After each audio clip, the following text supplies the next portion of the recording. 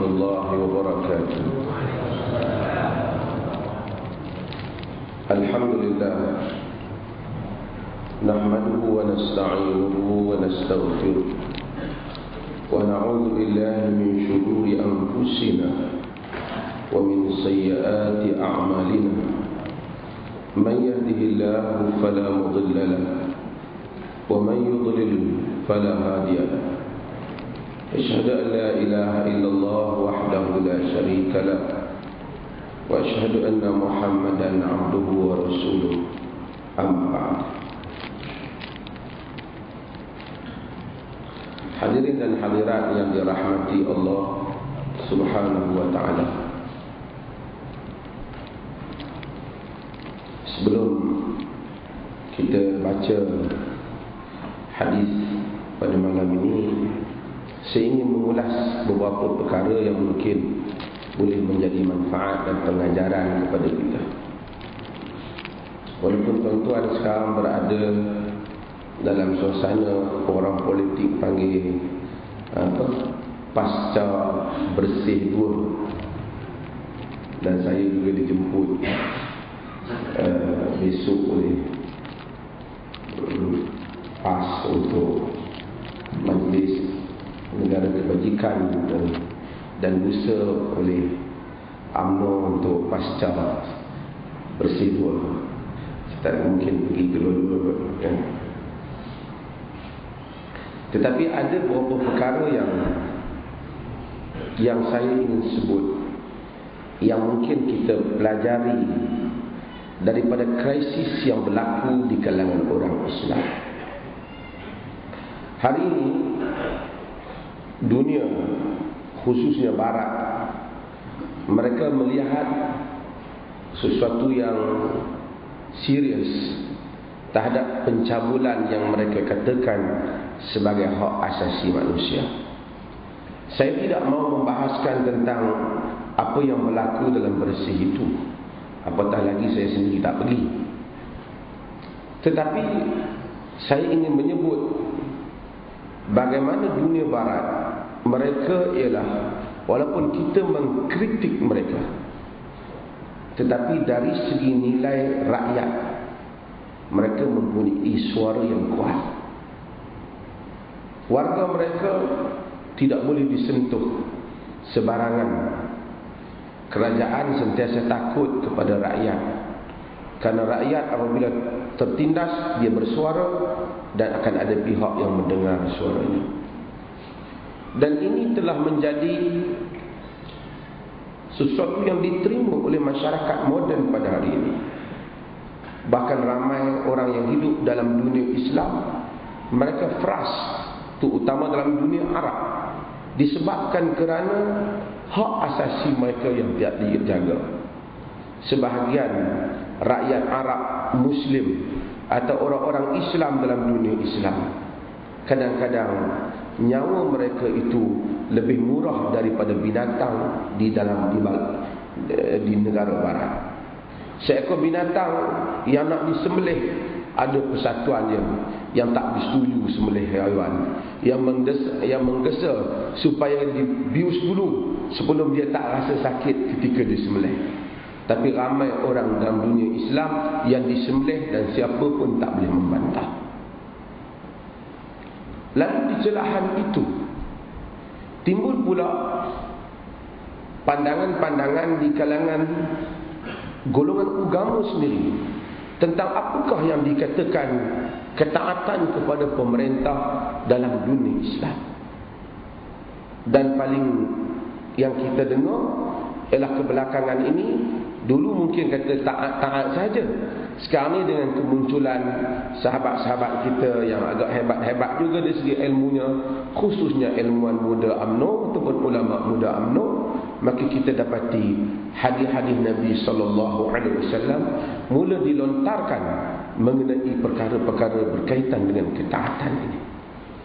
Di antara hadis yang dilontarkan di dalam TV, yang sering anak-anak muda ni hantar email kepada saya untuk tanya, macam mana kita nak tafsir hadis-hadis ni yang dibacakan oleh masyayikh Al-Amnawiyin. Masyayikh UMNO kita ini, mereka juga sahabat-sahabat kita, alhamdulillah, yang membaca hadis-hadis, antaranya ialah hadis Imam Muslim yang mana Nabi sallallahu alaihi wasallam menyatakan, yakun ba'di a'immatun la yahtaduna bi hudaya wa la yastannuna bi sunnati wa sayaqumu fihim rijalun qulubuhum qulubu syayatin fi jusmal ins. Qult kaifa asna'u ya Rasulullah in adraktu dhalik? Qala tasma'u wa tuti' lil amir wa in duriba dhahruka wa ukhidha maluka fasma' wa ati'. Rawahu Muslim. Hadis ni kalau tak tafsir, orang barat dengar, saya rasa dia mungkin salah faham, dia tak nak ke Islam lah. Tapi kalau cara yang dibaca tu mungkin menyebabkan mereka salah faham. Nabi SAW kata, akan ada selepas daripadaku ini pemimpin-pemimpin yang berpetunjuk bukan dengan petunjuk aku, yang bersunnah bukan dengan sunnah aku. Hati mereka ialah jantung hati mereka ialah jantung hati syaitan yang berada dalam tubuh manusia. Lalu sahabat bertanya, apa patut kami buat jika perkara itu terkena pada kami? In adraktu dzalik, jika aku jumpa benda ni.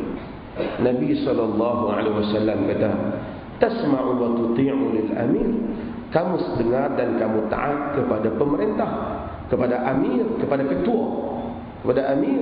Wa in duriba dhahruka, sekalipun dipukul belakangmu, wa ukhidha maluka, dan diambil hartamu, fasma' wa ati', dengar dan taat. Hadis riwayat Muslim. Hadis ini telah dijadikan hadis asas kepada sahabat-sahabat kita ini dalam TV, dalam bernama, dalam apa, menunjukkan Nabi SAW kata, kalau pukul kita pun, kalau ambil harta kita, kita hendaklah taat.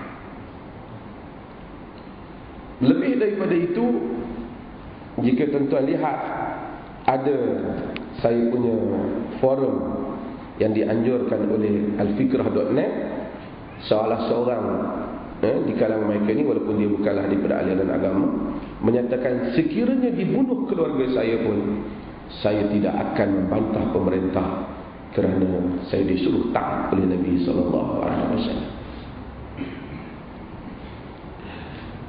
Asasnya hadis ni. Dan nampaknya alhamdulillah ramai juga orang politik yang tak mau baca hadis, sekarang ni baca hadis ni. Mungkin kerana hadis ni dia kenal.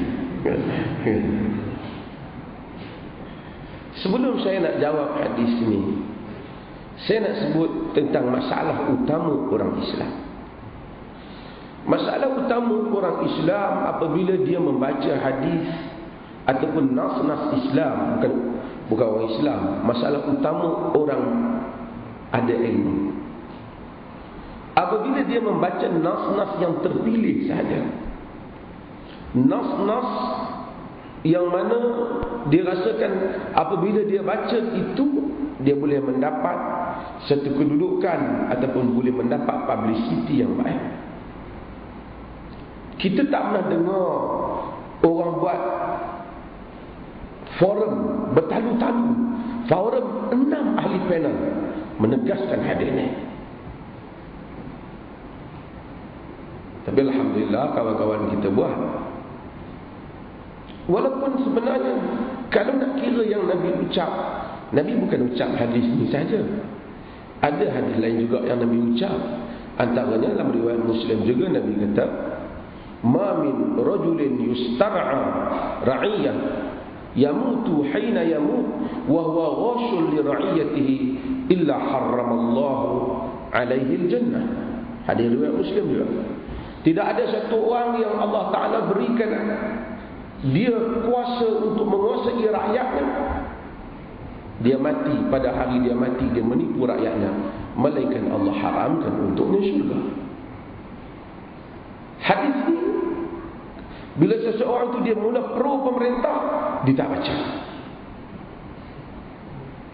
Dia semua baca, keluarkan hadis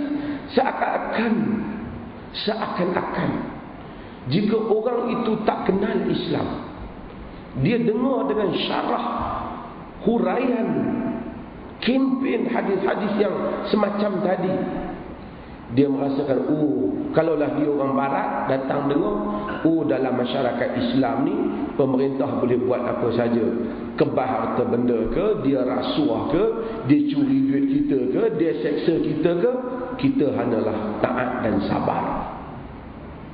Kalau macam tu kau rasa aku tak biasa hidup macam ni. Dan ini menyebabkan berlakunya protes sebahagian golongan yang tak faham hadis Nabi kepada hadis-hadis Nabi sallallahu alaihi wasallam. Sebab yang kita tahu, sebab dia tak nampak keadilan Islam melalui sebuah hadis yang dibaca dan dilontarkan kepada rakyat. Taat. Walaupun dipukul belakangmu, dicuri hartamu. Di mana yang pernah disebut, di mana yang orang Islam kata Islam ialah agama keadilan? Di mana yang dikatakan Allah menyuruh adil? Masuklah ke dalam Islam, di dalamnya ada keadilan dan rahmat. Kesemua ini ditenggelamkan oleh sebuah hadis yang seperti ini. Dan yang lebih peliknya, apabila orang-orang agama muncul hanya nak baca hadis ni. Sebelum ni kita tak dengar dia muncul untuk mengkritik rasuah ataupun nak mengkritik salah guna hak rakyat dan seumpamanya. Kita tak suruh orang menjadi pembangkang. Ini salah orang selalu salah faham. Kalau kritik kerajaan, ertinya dia pembangkang. Kalau kritik pembangkang, ertinya dia kerajaan. Ini salah. Pembangkang kadang-kadang lebih tahu. Kalau kritik dia sikit, dia kata tu kerajaan bagi 5 juta ke dia. Tu lagi mengarut. Kerana dia tak terbiasa dengan sikap ulul albab, sikap satu orang Muslim yang merdeka. Aku mengkritik ataupun kita mengkritik apa yang kita rasa salah, dan kita tidak pernah fanatik kepada kumpulan sehingga aku mengkritik kerajaan kerana aku membangkang. Tak. Bila-bila kita boleh kritik membangkang, bila-bila kita boleh mengkritik kerajaan. Yang penting, asas kepada Islam ialah adil. Bagaimana mungkin kita nak selaraskan hadis ini dengan keadilan yang disebut oleh Islam? Bagaimana mungkin kalau kita baca hadis ini secara bersendirian, lalu orang merasakan bahawa saya tidak ada dalam Islam ni, antara rakyat dan pemerintah seakan-akan bila pun betul pemerintah. Kalaupun nak baca, kalaulah dia faham begitu literal sekali, faham selapih hadis, patutnya dia kata dulu, saya mengingatkan para pemerintah, jangan zalim pada rakyat. Ingat bang pemerintah, lepas tu barulah ingatkan rakyat jangan keluar menentang pemerintah. Tapi hanya hadis-hadis itu muncul tanpa diimbangi dengan hadis-hadis Nabi SAW yang lain, yang menyebabkan kita orang tak boleh faham konsep Islam keseluruhannya. Saya mengharapkan supaya saya nak cakap benda ni sikit, tuan-tuan dengar, pasal video ni dia akan tersebar, dan supaya juga kawan-kawan kita di kalangan ulama UMNO ke ulama PAS, supaya mereka sama-sama dengar dengan cara yang adil. Hadirin yang dirahmati Allah, dalam hadis yang diriwayatkan oleh Ashabus Sunan, hadis yang sahih, riwayat Tirmizi, riwayat Abu Dawud, riwayat Nabi SAW menyebut, inna nasa idza ra'u zalim falam ya'khudh 'ala yadayhi awshaka an ya'umma Allah bi'iqabin min 'indihi.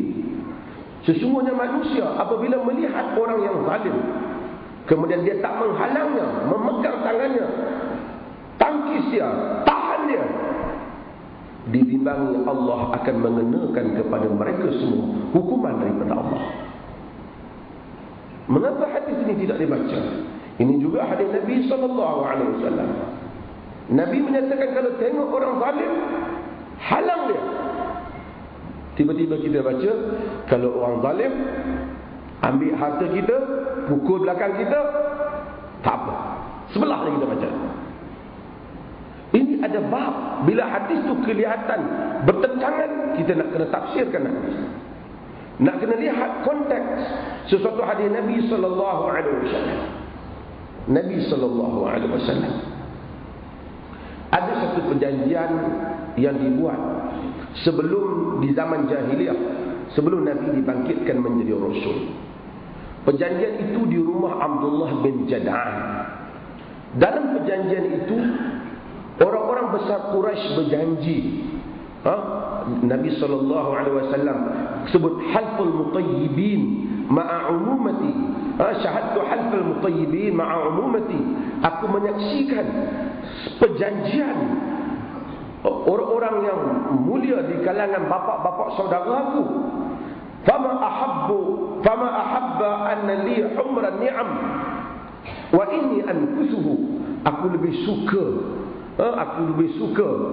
aku kekal, aku lebih suka, kalaupun aku ada unta merah, aku lebih suka perjanjian itu daripada merongkaikan perjanjian itu. Unta merah ni lah, Arab ni sangat bahagia. Maksud kalau ada unta merah baru tak bertukar. Apa perjanjian itu? Perjanjian di mana orang Quraisy berjanji apabila berlakunya ketidakadilan, Al-As bin Wa'il dia mengenakan cara yang tak betul dalam urusan perniagaan, dengan orang biasa, maka Quraisy berjanji, kita buat perjanjian, kita akan membela orang-orang yang dizalimi di Mekah. Nabi kata, aku suka perjanjian Quraisy itu. Lau du'itu ila mithlihi fil Islam la ajabt, jika aku dipanggil ke dalam perjanjian itu di dalam Islam, masa aku dah jadi Rasul ni, aku akan terima. Maksud Nabi, kalau ada lagi perjanjian yang Quraisy buat, orang bukan Islam buat, dalam perjanjian itu menyatakan kita mempertahankan hak orang yang ditindas, aku yang telah Islam ni pun, yang jadi Rasul Islam ni, aku akan pergi sokong.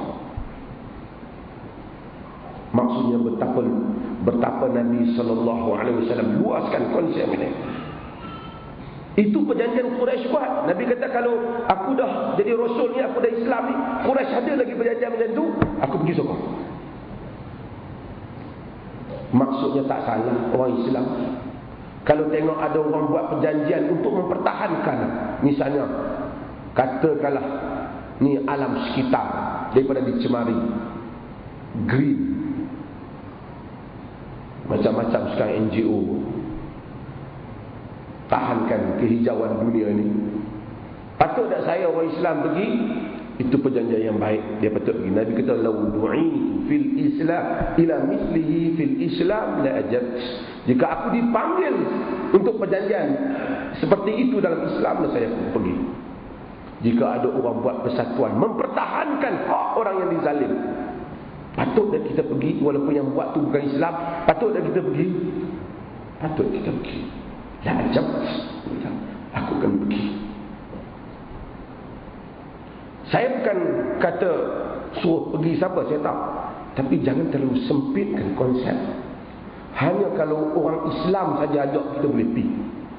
Hatta orang bukan Islam pun kalau ajak, kalau ia membabitkan soal. Sebab tu bila kita ada negara Islam mungkin bangsa-bangsa bersatu, ajak tentera negara Islam pergi untuk kawal negara-negara yang ditindas, patut tak kita pergi? Kita pergi. Kalau mati dapat pahala tak? Dapat pahala. Jika tidak pun mati syahid, dapat pahala orang yang syahid. Kerana mempertahankan prinsip yang betul. Tentera kita pergi ke Somalia, pergi ke mana? Dia pergi. Kerana itu ialah suatu keputusan yang baik. Sekalipun dibuat oleh PBB, dibuat oleh United Nations, kita pergi. Kenapa? Sebab intinya bagus. Tak boleh tanya ini United Nations, ni bangsa-bangsa bersatu ni, tak boleh kira bukan orang Islam. Tak. Lau du'itu ila mithlihi fil Islam la ajabt, Nabi kita dalam hadis riwayat Imam Ahmad. Jika aku dipanggil di dalamnya, sedangkan aku ini dah juga ada Islam, nescaya aku akan menyambut seruan ini.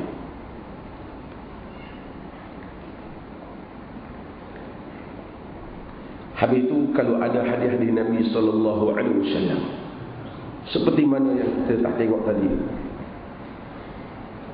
kita nak faham macam mana hadis tadi. Hadis yang Nabi sebut tentang suruh taat, sekalipun dia pukul belakang kamu, ambil harta kamu, merujuk kepada satu konteks di mana ketika mana dia mengambil harta kamu, pukul belakang kamu, kamu tidak ada sebarang kekuatan untuk menentangnya. Bila kamu tentang, menyebabkan tumpah darah dan kamu akan mati. Maka mati orang yang tak bersalah.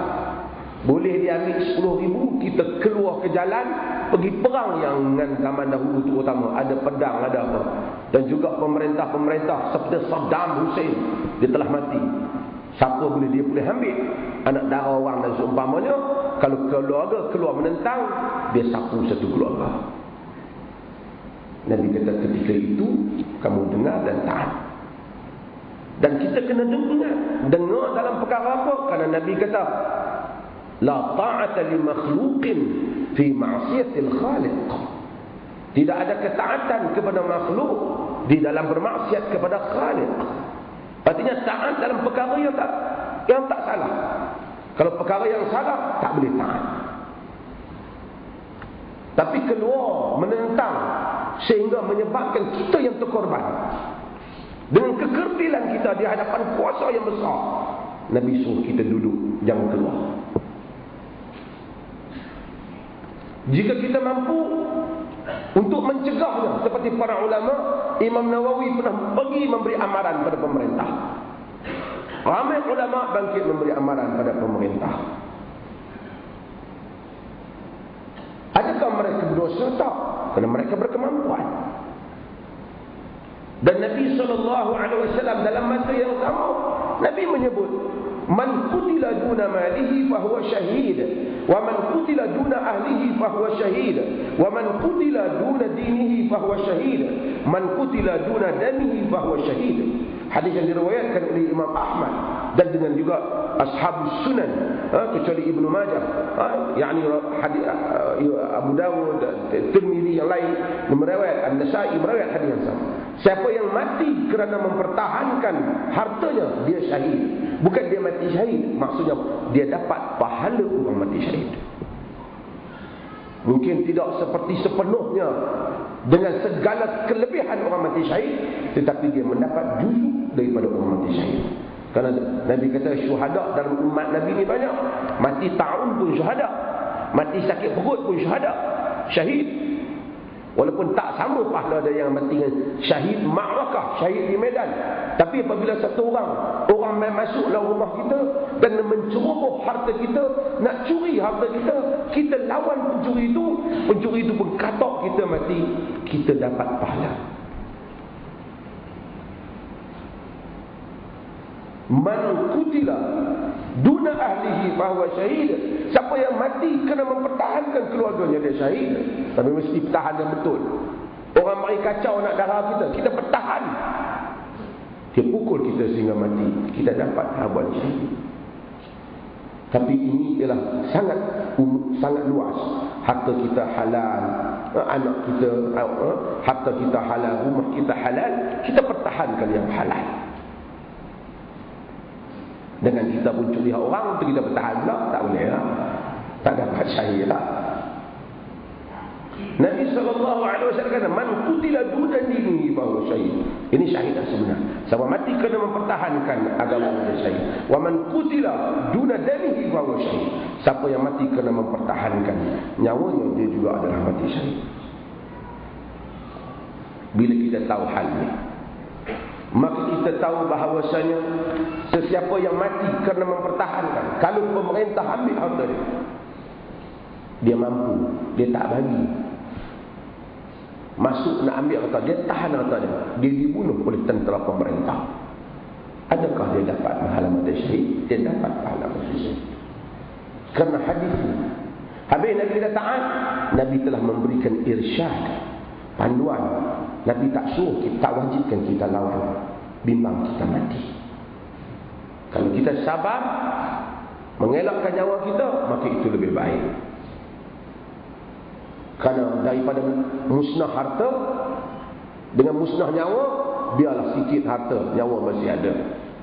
Dia pukul belakang, kita pergi tahan dada, mati kita terus. Tak apalah, sabarlah dia pukul belakang. Jika tidak, orang akan faham daripada hadis tadi, dalam Islam ni pemerintah buat apa pun tak apa. Dan itulah yang saya dengar. Saya rasa sahabat-sahabat kita ini macam tak maksudkan.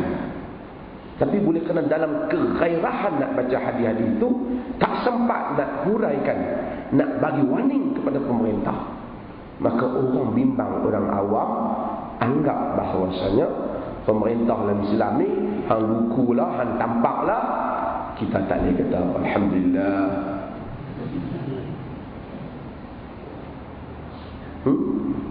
Ini yang dibimbangi hal ini berlaku dan kita salah faham dalam hal ini. Kenapa ditegakkan pemerintah? Tujuan pemerintah ditegakkan, tujuan wujudnya pemerintah supaya nak jaga kemaslahatan rakyat. Kalau tidak, manusia hidup macam badui padang pasir, tak ambil tahu. Dan saya nak cerita tentang badui lah. Lah ni elok sikit ke.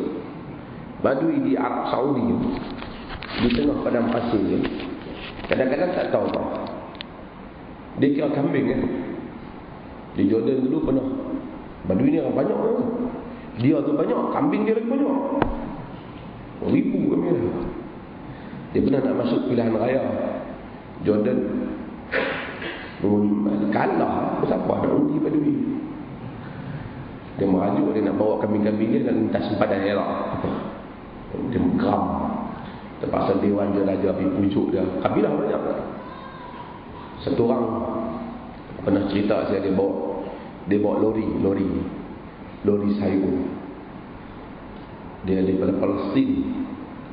Dia bawa daripada Jordan ke Palestin masuk ke Saudi. Tengah jalan padang pasir dia jumpa badui. Dia tanya badui kata, badui ni bagus. Orang Arab ni suka kadang-kadang dia pergi memburu jumpa badui. Sebab badui ni roti dia sedap, roti asli. Ni badui ni lah badui Arab, bukan badui Malaysia, badui Arab. Roti asli. Roti, jadi adalah aroma roti tu kan. Dia sembang badui tanya, dari mana? Dia kata dari Palestin aku asal. Sekarang dia tahu dia tak boleh. Palestin, Masya Allah. Dia kata Palestin bagus, alhamdulillah. Palestin, tayyibin, ahli Palestin. Ya memang bagus dia kata. Tapi apa kita nak boleh buat? Israel lah tawan Palestin. Dia kata apa? Bila Israel tawan? Tak tahu. Hanya rindu dan Allah. Senang kita jadi badui, tak ambil tahu hal. Kenapa kita perlu ada pemerintah? Kerana pemerintah menjaga maslahah rakyat, mempertahankan rakyat, mempertahankan wilayah. Tiba-tiba pemerintah itu sendiri pergi ambil harta benda rakyat. Saya bukan cakap dalam konteks Malaysia, saya cakap dalam konteks semua, dalam dunia Islam. Mungkin kita negara kita tak tahu mana, tapi tak boleh hadis ni bila dibaca secara umum, orang salah faham, ambil harta benda rakyat macam-macam lagi. Kita kata tak apa sebab dia pemerintah. Tak betul lah. Kita mesti kata tak boleh, sebab kalau macam tu hampir ayah jadi pemerintah.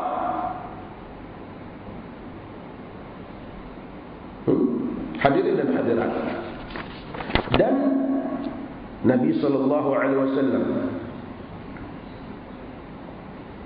sebut dalam hadis, Nabi kata apa? Inna dima'akum wa amwalakum wa a'radakum haramun wa absyarakum haramun alaikum ka hurmati yaumikum hadha fi syahrikum hadha wa fi baladikum hadha.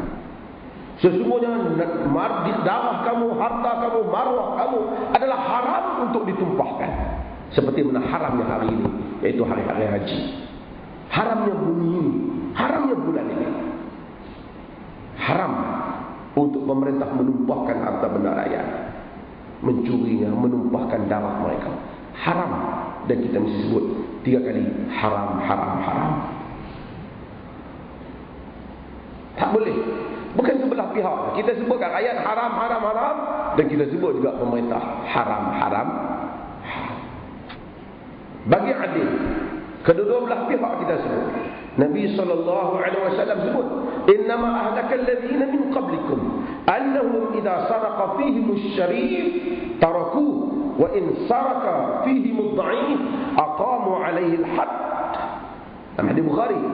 Wa aymullah law saraqat Fatimah bintu Muhammad laqata'tu yadaha.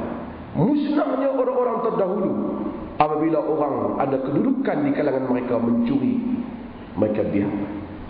Bila ada orang biasa, orang bawahan curi, orang dhaif curi, mereka potong, mereka tegakkan hukum had, mereka tegakkan undang-undang kepadanya.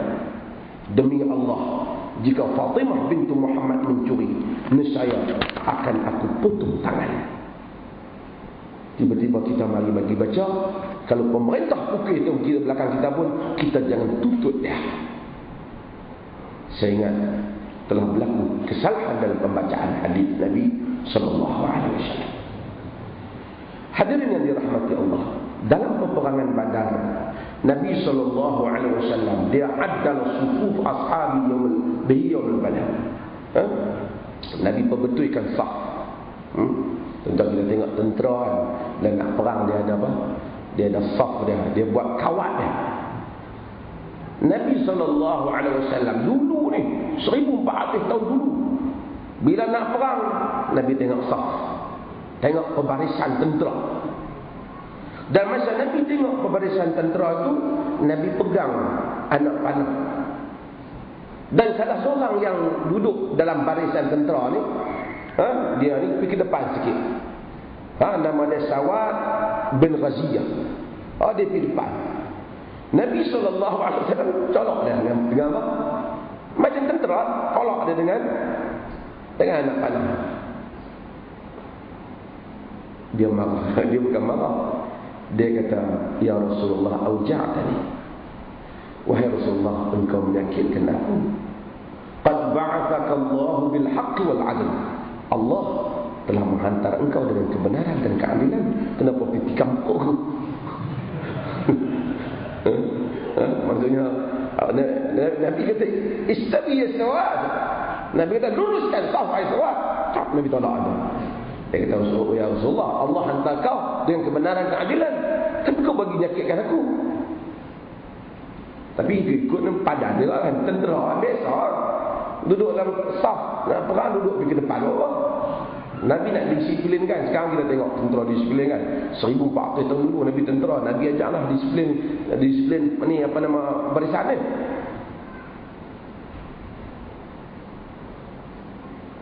Nabi sallallahu alaihi wasallam fakashafa Rasulullah sallallahu alaihi wasallam batnahu. Nabi selak perut Nabi.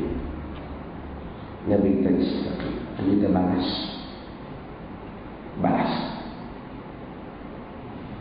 Dia pergi peluk Nabi, dia cumpuk Nabi. Nabi kata, ma hamalaka ala hadha ya Sawad. Pasal faham macam ni wahai Sawad. Dia kata, wahai Rasulullah, aku nak harap supaya saat terakhir aku ialah dengan aku ini, an yakuna akhir ahli bika an tamas jildi jildak, supaya kulit aku dapat menyentuh kulitmu, hai Nabi. Bukan dia tak balas Nabi, dia saja dia nak pegang Nabi. Nabi SAW mendoakan kepada dia yang kebaikan. Kalau kita tengok hadis ni, di samping kelebihan sahabat, kita tengok hadis ni, Nabi tak kata kat dia, kalau pemerintah sebat hang pun hang sabar, jangan duk minta balas, tak balas. Bahkan dia Nabi, dia suruh hang balas. Tiba-tiba itu Nabi kita pergi baca pada orang yang tak Nabi, dia sebat belakang pun sabar.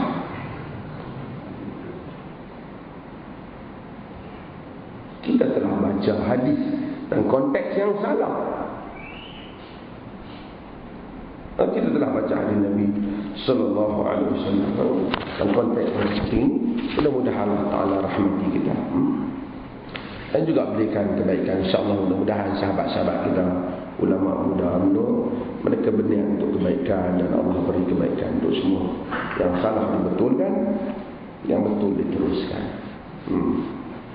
Yang penting niat mau betul, insya-Allah. Kalau ada niat yang betul, Allah Subhanahu wa taala memberikan petunjuk untuk semua.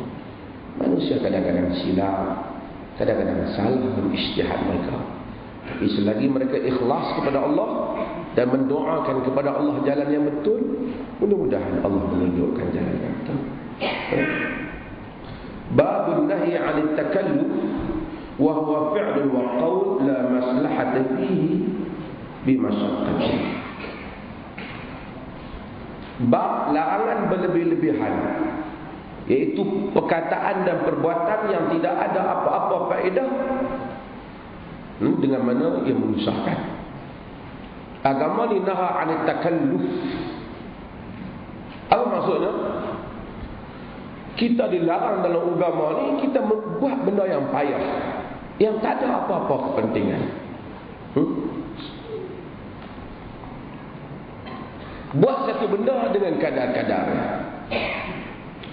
Kadang-kadang kita bercakap kat orang awam, tapi kita guna bahasa yang sangat tinggi yang orang tak boleh faham. Takkan tak ada apa kepentingan.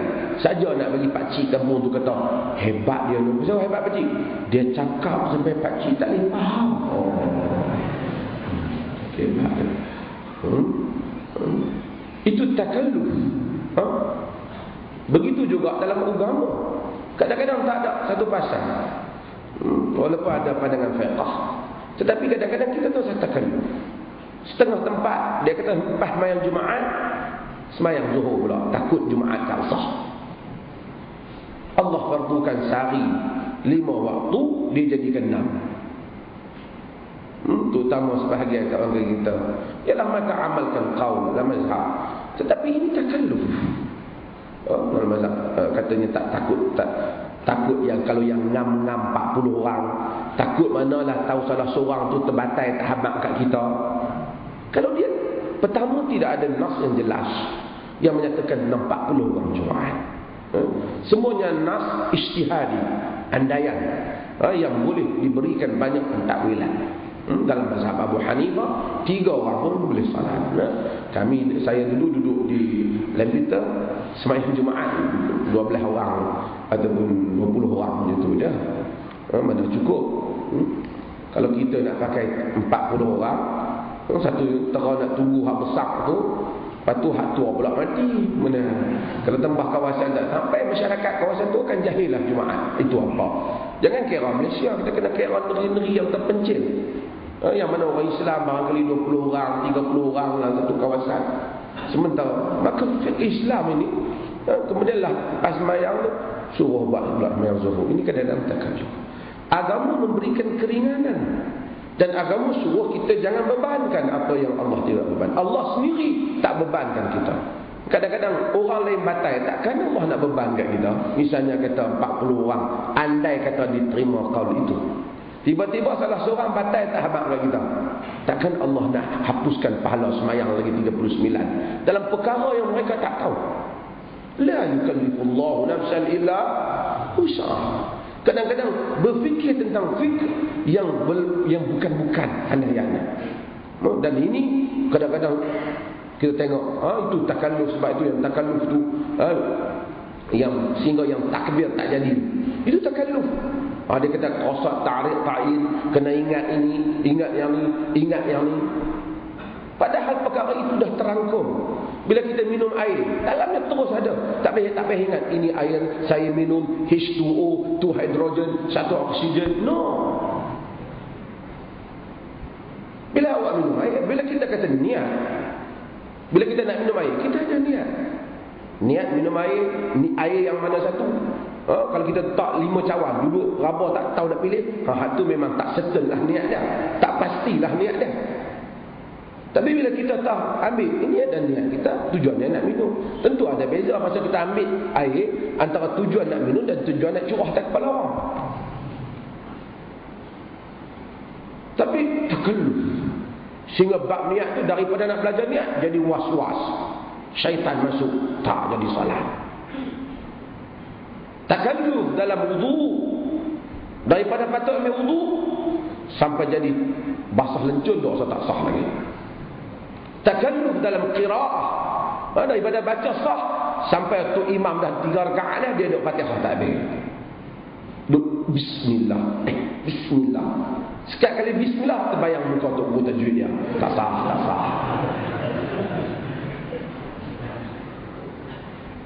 Takalluf yang bukan-bukan.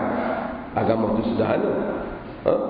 Ya, dia tidak menyuruh kita membebankan apa yang qala Allah Ta'ala, qul ma as'alukum alaihi min ajrin wa ma ana minal mutakallifin.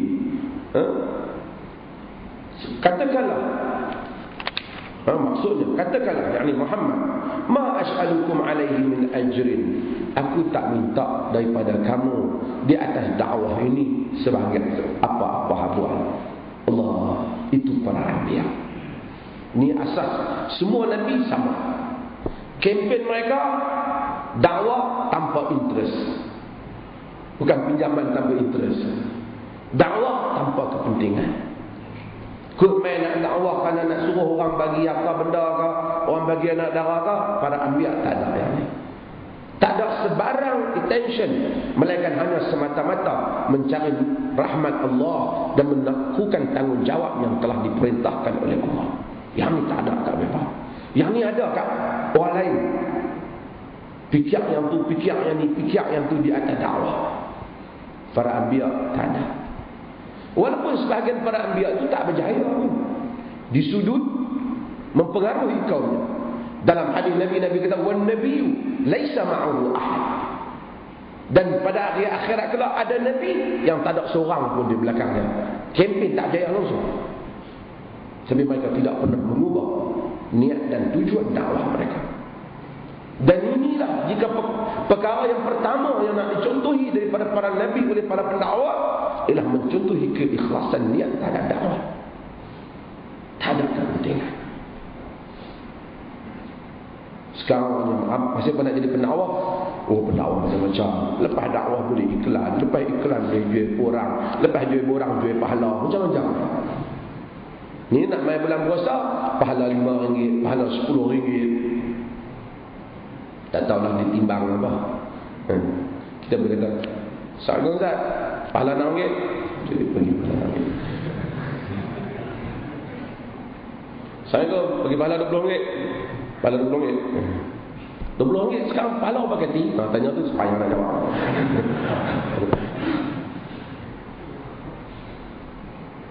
RM20 dua orang. Tahu lah bagi timbang dah. Nak hantar bil, saya nak timbang.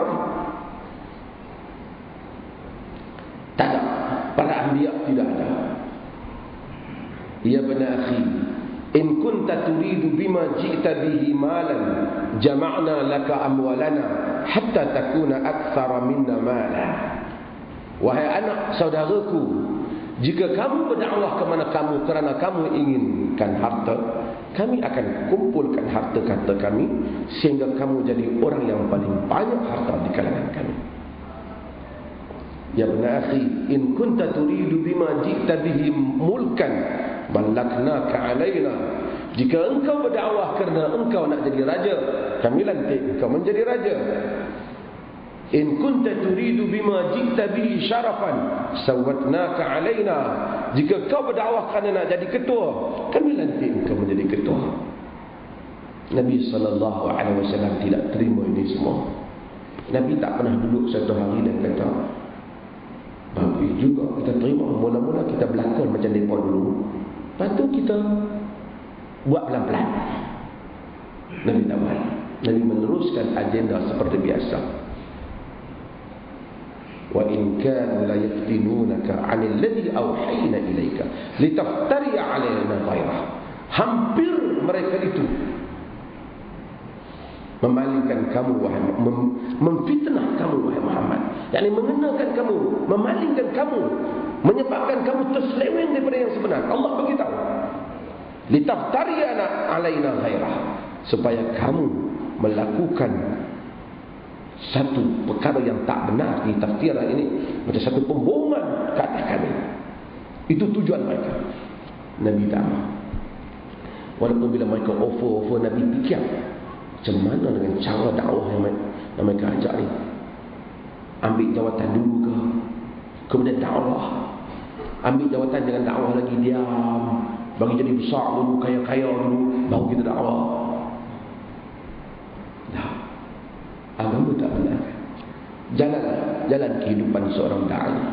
Menghadapi ranjau, menghadapi duri, menghadapi segala susah dan payah, itulah dakwah. Bukan soal menang ataupun kalah, tapi soal kita menunaikan tanggungjawab risalah. Di dalam dakwah itu bukan saja kita sampaikan untuk orang, tapi da'i membaiki dirinya sendiri, mengumpulkan sebanyak mungkin pahala antara dia dengan Allah, supaya Allah memberi pahala di atas keperitan, kesakitannya, kesusahannya. Bukan dia fikir, aku mesti dakwah cara yang boleh aku dapat sesuatu. Itu dia dakwah untuk dia, bukan dia dakwah untuk mencari jalan yang membolehkan dia menuju syurga Allah Subhanahu wa taala. Maka slogan para nabi alaihi wassalatu wassalam, "Qul ma as'alukum alaihi min ajr." Katakanlah wahai Muhammad, aku tak minta daripada kamu apa di atas kerja dakwah ini. Agama bincang, boleh tak orang guru agama mengambil duit dan seumpamanya, mengambil upah? Dia bukan boleh ambil upah di atas kerja mereka, tapi mereka tidak boleh menukarkannya dengan dakwah. Dan itu bukan tujuan mereka dalam dakwah. Nabi pun pernah terima hadiah daripada para sahabat radhiyallahu anhu, tapi bukan membayar harga dakwah, tapi terima kasih sahabat kepada Nabi sallallahu alaihi wasallam. Wa ma ana minal mutakallifin, dan aku tidak termasuk di kalangan orang yang takalluf, orang yang memayah-mayahkan. Di Quran kata tidak masuk daripada takalluf. Wa an Umar radhiyallahu anhu qala nuhina 'anil takalluf. Daripada Umar radhiyallahu anhu katanya, kami dilarang untuk memayah-mayah. Di situ dia terjemah apa? Dan kita Indonesia. Memaksa-maksa. Memayah-mayah atau memaksa-maksa sama. Bahkan sahabat ni, bila dia tengok apa saja benda yang payah, kita tak susah, benda yang payah, hatta benda tu kadang-kadang tak berdosa, tapi dia pun tak mau kerana hadis ni. Kadang-kadang nak masak dengan satu masakan yang jadi payah, dia akan kata kami dilarang untuk buat benda yang memayah-mayah, memaksa-maksa. Mereka tak mau, kerana tak ada apa kelebihan. Kalau ada kelebihan, agama tak apa. Kita pun mungkin boleh nilai juga. Sekali-sekala manusia boleh, tapi setiap kali nak makan pi sampai 3 jam patah balik, Allah boleh fikir. Sayyidina Umar marah kat sahabat dia. Lain, dia kata aku teringin nak makan daging hari ni. Aku lama shtahait ishtarait, Umar kata. Setiap kali teringin hang beli kan? Setiap kali hang teringin hang beli kata. Umar marah. Jangan ikut perasaan tu. Setiap kali teringin beli. Boleh, bukan salah. Qul man harrama zinatallah allati akhraja li'ibadihi wat tayyibati min rizq. Allah tak haramkan. Siapa yang berani mengharamkan perhiasan Allah. Tapi kita mesti mengawal supaya jangan setiap kali nak mesti bicara. Walaupun kadang-kadang membelakangkan perkara-perkara yang lain yang lebih penting daripada itu. Wa an masruqin, daripada masruq.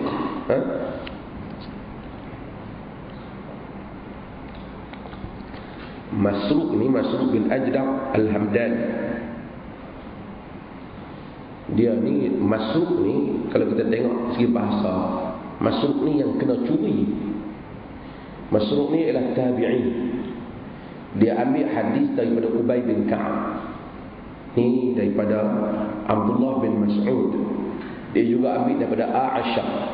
Ambil daripada Abdullah bin Amr bin Al-As, Abdullah bin Umar, daripada Umar bin Khattab, Masuk ni antara tabi'in yang besar. Umar jumpa dia, bertanya, dia nama Masruq. Masruq ni maksudnya yang kena curi, suriq. Dikatakan masa dia kecil-kecil tu hilang, kena curi. Lepas tu jumpa balik, itu pun nama dia Masruq, yang kena curi. Masruq bin Ajdah. Dia jumpa Umar. Umar kata, Masruq apa nama? Masruq bin Ajdah. Ajdah syaitan Nabi kita. Ubah nama. Masruq bin Abdul Rahman. Masruq bin Abdul Rahman. Ajdah tu nampak dia, Ajdah tu kabilah. Al-Hamdan. Mungkin juga bapa dia juga Al-Ajdah. Tapi Nabi katakan dia, kabilah dia Abdul Rahman. Dan kata Imam Zahabi, apabila dia rujuk di dalam dewan, dia dapati memang nama pak dia pun Abdul Rahman. Abdul Rahman. Mungkin dia ambil nama tok dia, Nabi suruh ambil yang ringkas itu Abdul Rahman. Masruq adalah antara sahabat Nabi sallallahu alaihi, antara tabi'in yang menuntut daripada sahabat Nabi sallallahu alaihi wasallam, yang dianggap afdal, dan dianggap ilmu dia kadang-kadang lebih baik daripada Shuraish, qadhi Shuraish.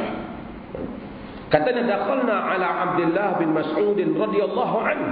Kami masuk berjumpa dengan Abdullah bin Mas'ud radhiyallahu anhu. Faqal, katanya, ya ayuhan nas, man 'alima syai'an falyaqul bihi, wa man lam ya'lam falyaqul Allahu a'lam.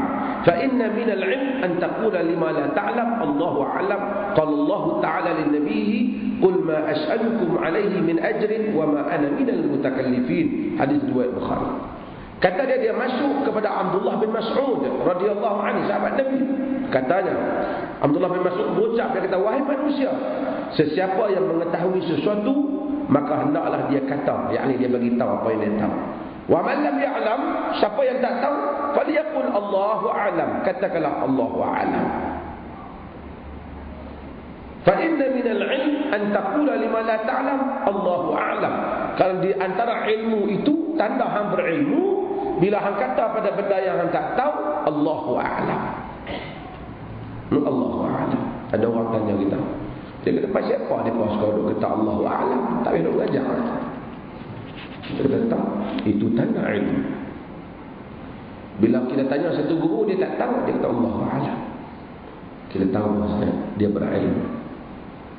Kalau dia kata, saya rasa Allah kandung dia. Ustaz, pasal apa dalam hadis Nabi kata macam ni? Pasal Ustaz kata ni, saya rasa lah. Kata nak rasa, tapi rasa dari Nabi SAW. Dia tak tahu hadis, dia duduk main saya rasa. Sebab tu ini satu benda yang kita tak tahu. Allah Ta'ala, Allah Ta'ala, saya tak tahu. Kata Abdullah bin Mas'ud, di antara ilmu tu kita kata bahawa saya ni tanda awak tak tahu Allah. Sebab tu Imam Malik, orang mari jumpa dia daripada jauh, mari tanya dia, ahli Maghrib nak tanya Imam, banyak soalan. Imam Malik kata, Allah a'lam, Allah a'lam, aku tak tahu. Imam Malik nama besar. Orang tanya Imam Malik, wahai Imam, kalau dah kata aku tak tahu, macam mana kami nak pergi jawab ke orang di Maghrib nanti? Kata Imam Malik, habaq dia apa? Kami tanya Malik kata Allahu a'lam. Aku tak tahu. Itulah jawapan dia, aku tak tahu. Aku jawab dia, aku tak tahu. Dan sebahagian daripada jawapan aku tak tahu itu ilmu, terutama bagi orang besar. Misalnya ahli hadis yang dianggap kufar hadis. Kalau orang kata fulan rawi, tiba-tiba Al-Hafiz Az-Zahabi kata, la a'rifu, aku tak kenal dia. Kita jangan kata, loh dia tak kenal. Dia tak kenal itu tanda rawi itu bermasalah. Pasal semua hak tak bermasalah dia dah kenal. Dan semua hak masalah pun dia kenal. Tiba-tiba main nama, dia tak kenal langsung. Artinya kita tak boleh nak pegang hadis tu. Sehinggalah kita dapat buktikan siapa rawi itu. Dia panggil ni, dia orang ni belajar ni, dia panggil ni majhul. Majhulul hal, majhulul ain.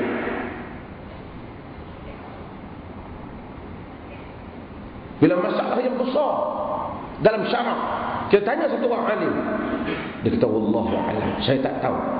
Kita dapat satu ilmu, ini bukan masalah kecil. Dia orang besar, dia tak tahu. Yang kita kata, dia pun tak tahu, aku tahu. Hang tahu hak salah. Wallahu a'lam. Tanda kalau dia ahli ilmu, tiba-tiba dia tak dapat memberikan konklusi pada jawapan dalam masalah itu, tanda itu masalah besar.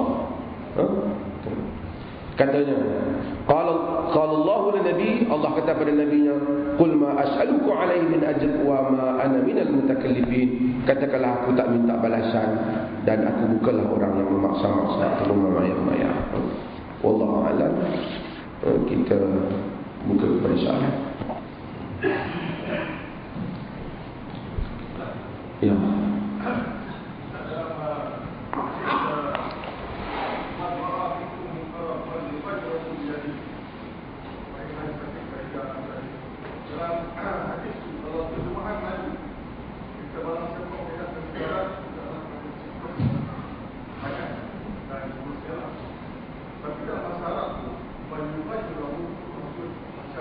Ubah. Ya.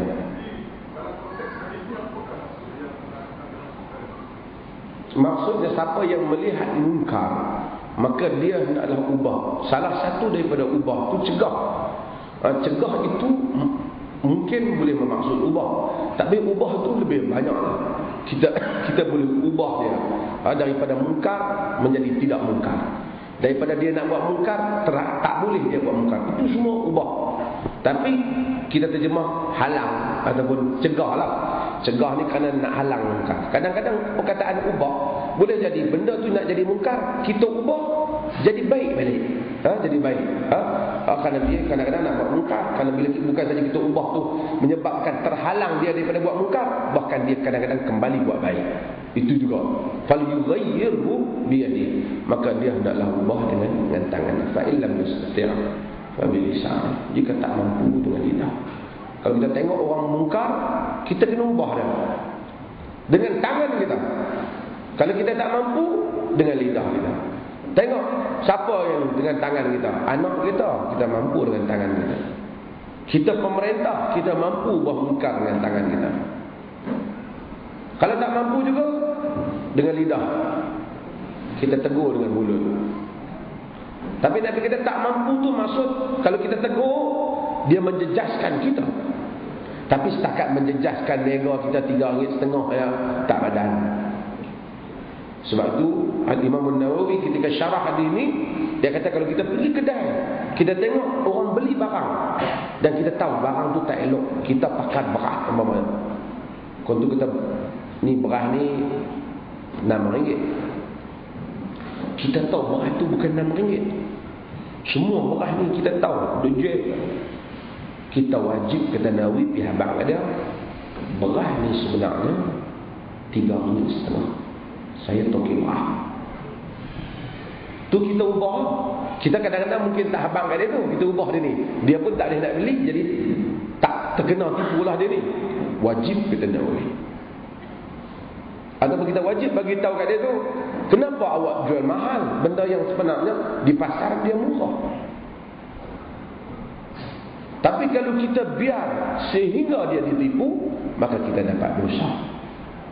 Sama hatta orang mahabak kita kenal, kita pergi satu orang cerita, saya ni sebenarnya nak bagi cik ni nikah dengan anak saya. Oh, cik dah anak, terima kasih banyak lah. Anak saya ni bagus. Kita tahu tak bagus. Kita tahu, memang betul-betul kita tahu. Dan kita biar kawan kita ni dapat orang yang bukan itu yang dia nak. Kita berdosa kerana kita mampu untuk menghalang penumpuan kawan ni tipu dia. Tapi kalau kawan ni tak tipu, dia pun tak tanya kita, tak apa. Dia kata nak kahwinkan anak saya ni memang lawa. Kita betul memang dia lawa dulu. Tampangnya tu saya tanya, dia cerita tentang lawa. Kan? Dia ni pun tak ceritanya pangai, dia kira hak lawa saja. Kan? Dia pun tak apa. Yang penting bagi saya lawa. Kan? Dia pun, minta cari macam mana? Saya cari yang lawa. Okey, boleh ya? Okey, lawa. Tapi kalau dia kata dia ni orang baik, orang semayang, kita tahu budak lelaki ni adalah kaki dadah umpamanya. Kita tak bagi tahu, kita tanggung dosa. Dan kita tanggung dosa kerana kita zalim sahabat kita. Ada soalan?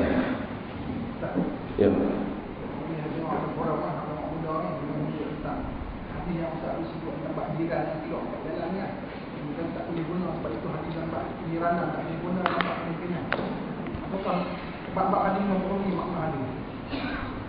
Bab kejiranan tak boleh. Ini lah ulama ulama. Ini masalah kedangkalan memahami nas. Hadis jiran itu walaupun jiran, tetapi hadis tu Nabi bukan cakap.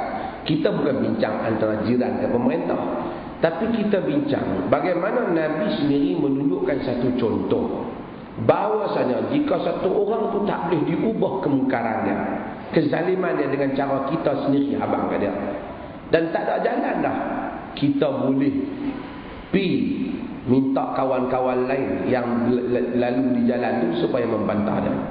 Kerana hadis, dalam hadis mungkin siapa yang tak terlepas di hadis Nabi SAW bila sahabat cerita pada Nabi dalam Al-Mustadrak Al-Hakim, cerita pada Nabi SAW tentang inna jari yu'dhini, sesungguhnya jiran aku menyakitkan aku.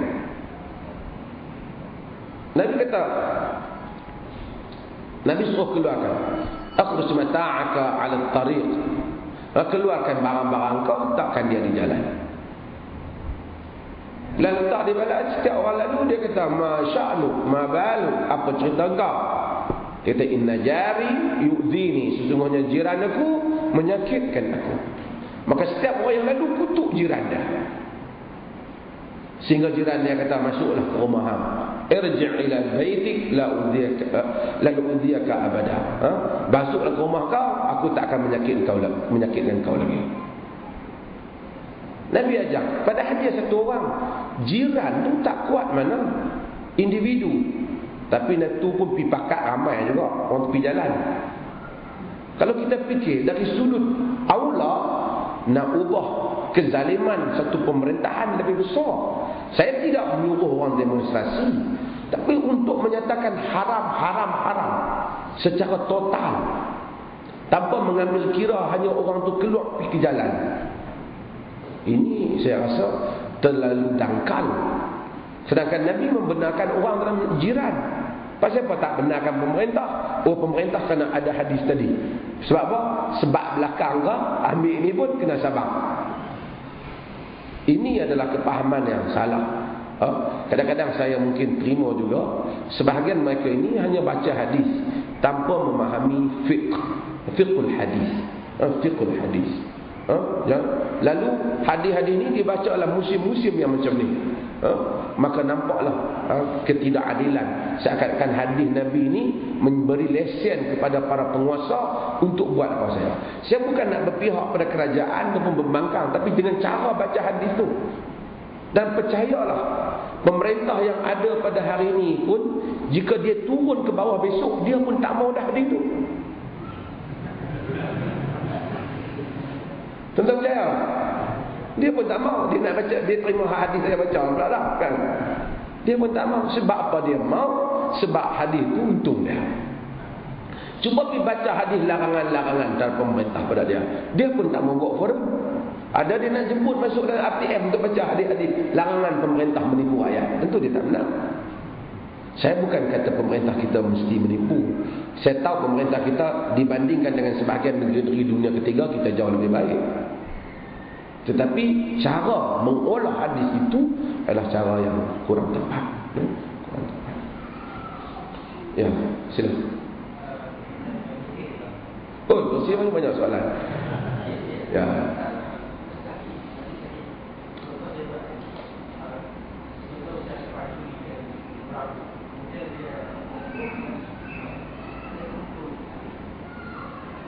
Orang yang mati dalam perhimpunan demonstrasi, mati syahid ke tak?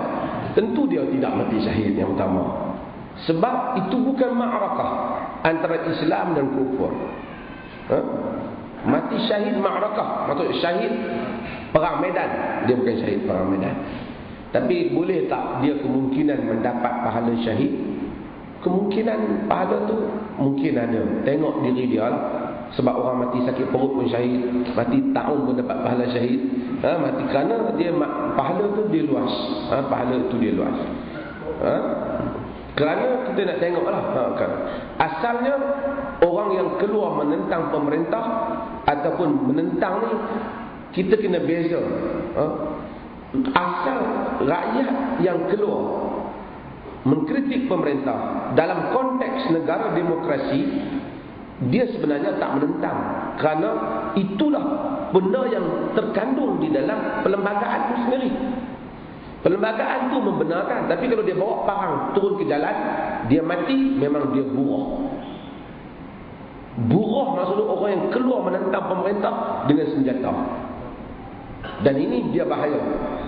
Dan buruh ni kerajaan boleh bunuh dia jika sekiranya dia keluar bawa senjata, dan membahayakan orang ramai. Membahayakan orang ramai. Tapi tak juga boleh, kalau dia lari tak boleh. Puara fuqaha menyebut jika buruh tu tak bawa senjata, hanya turun dengan tangan, kerajaan tak boleh guna senjata. Inilah kitab fiqh. Ni mungkin ulama UMNO insya-Allah dia akan baca lah pelan-pelan. Dia ini dalam, mereka tak boleh bunuh. Sebab tu Ali kata uqtuluhum muqbilin wa turkuhum mudbirin. Bunuh mereka jika mereka datang lawan, berhadapan, dan jangan bunuh mereka jika sekiranya mereka berpaling. Mereka paling. Hatta orang yang keluar menentang Ali, orang yang keluar menentang Ali ni Amirul Mukminin, Ali bin Abi Talib, khalifah yang keempat. Tapi apabila Aisyah, Talhah, Zubair ibn Awam, dan ramai lagi hatta Muawiyah bin Abi Sufyan yang tak setuju dengan dia atas satu penafsiran, walaupun mereka itu salah. Tapi bila orang tanya Ali, amunafiquhum, adakah mereka itu munafik? Ali kata, wahum min amusyrikuhum, adakah mereka itu musyrikin, ahli syirik? Ali menyatakan, wahum minasyirki farru, mereka itu lari daripada syirik. Nak tuduh syirik tak boleh, dia tak sembah berhala pokok tu. Amunafiquhum, adakah pokok yang perang dengan kamu itu mereka munafik? Ali kata, wal munafiquna la yadhkuruna Allah illa qalila wa hum yadhkuruna Allah katsira. Munafik tak ingat Tuhan melainkan sikit, yang lawan mengaku tu ingat Tuhan banyak. Sahabat Ali tanya, famanhum, mereka siapa? Kata Ali, ikhwanuna baghaw alaina, kawan-kawan kita berkelahi dengan kita. Betapa waraknya Ali, tak mau hukum, sebab ini qadiyah yang tidak jelas. Maka para ulama, padahal mereka keluar dengan senjata, masalah mereka besar.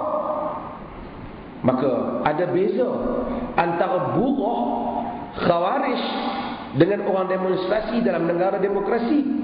Buruh yang disuruh perang oleh kitab fiqh bawa senjata, khawarij bawa pedang senjata. Yang mereka ni bawa retah. Baju kuning. Itu masalah mereka lah, baju apa mereka pakai. Jadi kita tak boleh samakan, sebab fuqaha tidak samakan. Bahkan bila mereka memperkatakan tentang buruh, mereka menyatakan bahawasanya tidak boleh, tidak jika mereka tak bawa senjata, jika mereka itu bukan zu syaukah, bukan orang yang ada senjata, maka kerajaan tak boleh bunuh mereka dengan senjata. Jika mereka berunding, kitab fiqh kata kerajaan hendaklah berunding. Bahkan sebahagian kitab fiqh kata jika hujah buruh benar, kerajaan hendaklah mendengar hujah mereka. Fuqaha kita mendahului zaman. Kalau hujah mereka benar, dalil-dalil mereka sahih, kerajaan hendaklah menegakkan keadilan seperti mana yang mereka sebut. Allah menyebut, wa in ta'ifatan minal mu'minina qatatalu fa aslihu bainahuma fa in baghat ihdahuma 'ala al-ukhra faqatilu allati tabghi. Ini walaupun ni ulama UMNO kata ini asal ayat burah, nak kena pada Aisyah. Aisyah bukan burah, saya kata. Tapi ayat ni Allah kata jika dua puak di kalangan orang Islam berperang, Allah tak kata peranglah yang di pihak mereka yang menentang pemerintah. Allah kata jika dua puak di kalangan orang Islam berperang, maka hendaklah kamu damaikan keduanya. Jika salah satunya melampau kepada yang lain, perangi yang melampau. Perangi yang melampau. Ini kalau perang iqtatalu, perang. Dalam konteks negara demokrasi, mereka tak perang. Mereka keluar saja. Saya bukan menyokong bersih ataupun tak. Saya setuju dengan Datuk Saifuddin Abdullah yang menyatakan minta timbalan Menteri Pengajian Tinggi, dan beliau juga jemput untuk saya pergi besok lusa dalam sidang perbincangan pasca selepas bersih. Dan saya akan berikan pandangan, bukan tanda sokong ataupun tidak sokong, tapi dia menyatakan cara menangani ini salah. Cara menangani ini tak baik. Cara ini, kalau tanya saya, Britain 700,000 buat demonstrasi baru saja 2 minggu lepas, jalan macam tu lepas tu habis. Kalau tanya saya, selagi mereka tak mengganas, bagi saja mereka buat, bagi 2 jam belah cukup. Dan saya pun bukan menyokong mereka, tapi saya rasa patut puji juga. Cukup-cukup pukul 4 mereka berhenti. Betul mereka janji 2 jam. Cukup 2 jam begitu. Kalau pihak kerajaan tak mau, besok 10 ataupun 11 kerajaan boleh kumpul pula lagi 50,000 kata tak setuju dengan permintaan mereka, habis kes, tutup kes. So that is macam mana mereka boleh berurusan dalam suasana demokrasi. Ada ulama-ulama kita kata, bukan ulama kita kan, kepada sahabat-sahabat sebahagian kita kata, ini demokrasi tidak Islamik. Dan ini tak betul. Saya pun setuju bahawa bukan semua yang ada dalam demokrasi itu sesuai dengan Islam. Tetapi demokrasi lebih baik nak dibandingkan autokrasi dan macam-macam sistem yang lain. Lebih baik secara perbandingan. Dan masalahnya orang yang kata demokrasi tak sesuai ni hanya dihabak pada rakyat. Dia tak habak juga pada pemerintah yang sendiri menyebut tentang demokrasi. Lebih tak patut. Saya ada negara yang kita mungkin sokong, seronokkan negara tu, pemerintahan beraja yang langsung tak ada suara rakyat, termasuk Arab Saudi. Antara dan semua pos-pos penting dalam negara, semua keluarga dia raja, juga Kuwait dan macam-macam lagi. Dan ramai kawan-kawan kita yang mendukung perkara-perkara ini, dia tak kata apa pula pada sistem ni. Sebab itu kita kritik semua. Kritik pembangkang, kritik kerajaan. Jadi adil. Kita tak pernah gantung. Aku tak boleh. Aku otak aku belah kerajaan aku nampak, pembangkang aku tak nampak. Dan seorangnya pembangkang aku nampak, kerajaan. Kita jadi ulul albab, alladzina yastami'una al-qawl fayattabi'una ahsan, yang mendengar perkataan dan ikut yang baik. Orang yang mati bersih macam-macam. Boleh jadi mati katak, boleh jadi mati tak pahala. Tengok dia pergi untuk apa, kan? Belum, kerana dia pergi itu belum tentu untuk menegakkan litakuna kalimatullah al-ulya, untuk menegakkan kalimah Allah. Tapi mungkin dia nak pergi tegak hak dia. Dia boleh dapat pahala kerana menegakkan hak dia dengan kadar hak dia sajalah. Selagi dia tak pecahkan orang, tak maki orang, tak katok benda pergi pecah, duduk jalan-jalan saja, orang katok kepala dia, mati. Inna lillahi wa inna ilaihi raji'un. Ya, ada lagi? Panjang ni pusing. Yang lagi? Alhamdulillah.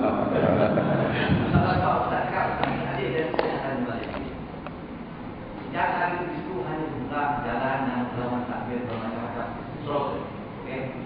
Jalan terus, tiba-tiba yang tidak mampu.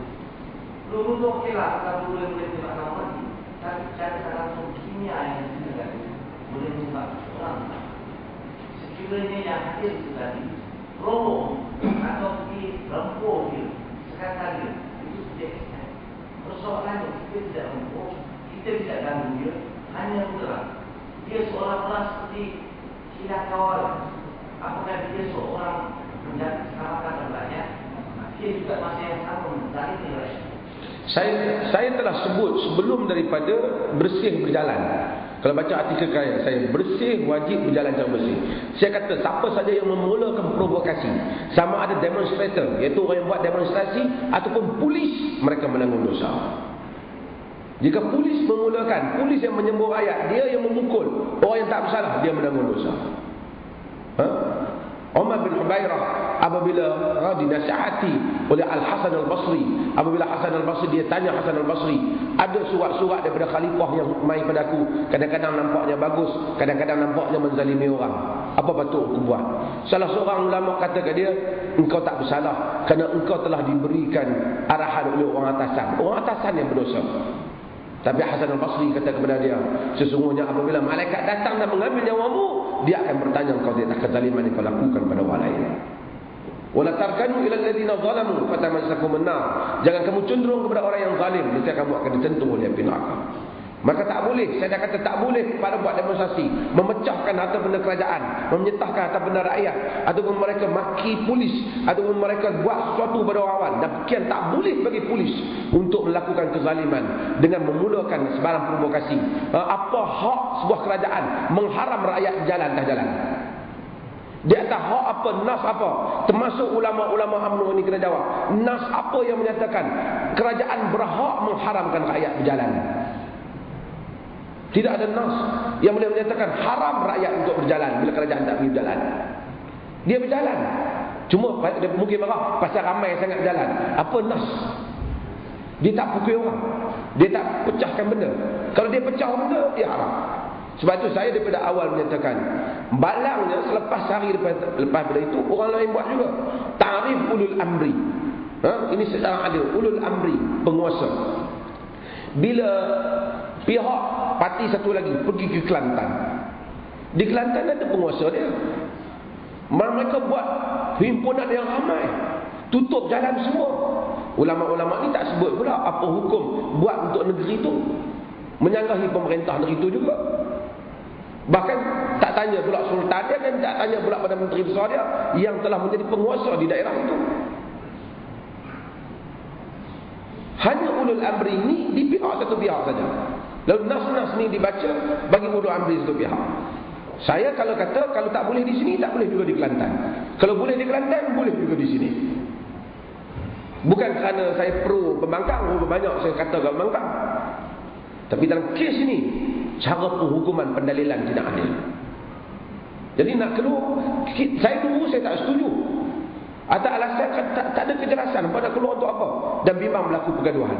Tapi apabila mereka beri komitmen pada peringkat awal, kami tak akan zalim, kami tak akan pecah harta benda orang, kami tak akan, kami nak keluar saja.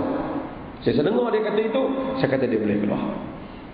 Saya bimbang dulu kalau masa bersih pertama keluar, takut mereka bergaduh dan bertumpah darah sesama orang Islam. Tapi mereka komit, saya tengok dalam mereka kata tak benar bawa benda tajam, melainkan sebatang pen saja. Jadi bila mereka komit dan ternyata mereka tak buat, Marina Mahathir pergi, dan dia bagi tahu dia bukan kerana itu satu dalil, tapi dia sebagai orang yang tak pernah pergi. Dia kata saya tengok manusia sangat berdisiplin, mereka tak buat apa, boleh tangkap gambar dengan dia, boleh say hello dan berjalan, dan tak ada buat apa pun. Kenapa mereka nak dipukul? Sebab itu saya ingat ini adalah fatwa-fatwa yang ajaib belakangan ini yang mesti kita kena bincang balik dengan kawan-kawan kita ni. Mungkin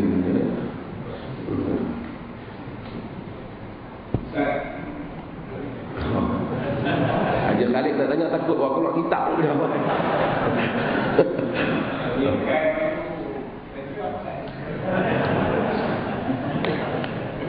Haji Khalid pakai petrol okey, sebab petrol dia tak apa. Fatwa tu tak kena kat dia. A'udzubillahi minasyaitanir rajim. Walau syi'na laqahna biha walakinnahu akhlada ilal ardi wattaba'a hawa. Famathaluhu kamathalil qaum in tahmil alaihi yalhad أو تتركه يلهث ذلك مثل القوم الذين كذبوا بآياتنا فاقصص القصص لعلهم يتفكرون.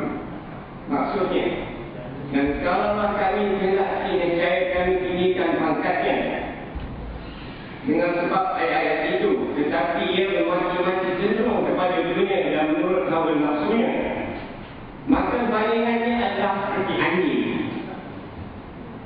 Jika engkau menghalalnya, ia menghulurkan lidahnya termengang-mengang, dan jika engkau membiarkannya, ia juga menghulurkan lidahnya termengang-mengang. Demikianlah bandingan orang yang mendustakan ayat kami. Maka kita telah kisah-kisah itu supaya mereka berfikir. Dan kita Ustaz Ilyas, Allah tunjukkan ayat itu khusus kepada siapa Ustaz? Ini satu ceramah lain. Dulu kita dalam riwayat Israiliyat, dia kata ada orang bernama Bal'am bin Ba'urah, tapi tidak ada dalam hadis dan pun yang sahih.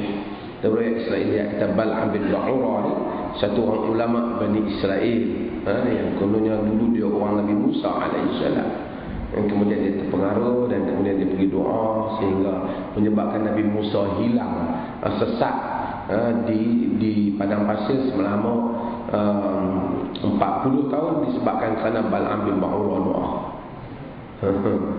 Israiliyat tak pernah sabar, takkan Allah Ta'ala terima doa yang menzalimi Nabi sallallahu alaihi wasallam. Tapi ayat ni Allah sifatkan kepada orang-orang agama. Watlu alaihim naba'al ladzi atainahu ayatina fansalakha minha fa'atba'ahu syaitan fakana minal ghawin walau syi'na la rafa'nahu biha walakinahu akhlada ila al-ard wattaba'a hawa famathaluhu kamathalil kalb in tahmil alayhi yalhath aw tatrukuhu yalhath dhalika mathalul ladzina kadzdzabu bi ayatina faqsusil qasasa la'allahum yatafakkarun. Maksudnya bacakan watlu alaihim naba'al ladzi atainahu ayatina, bacakanlah kepada mereka wahai Muhammad orang yang kami berikan kepadanya ayat kami.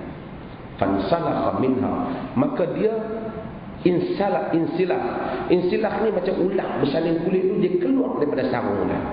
Fansalakha minha fa'atba'ahu syaitan, maka syaitan ikut dia. Syaitan bila tengok orang ada ilmu, syaitan tak jadi kepala, syaitan tak hampir depan, aku duduk belakang. Fa'atba'ahu syaitan, syaitan ikut dia. Seakan-akan syaitan ini tolak dia, pergi.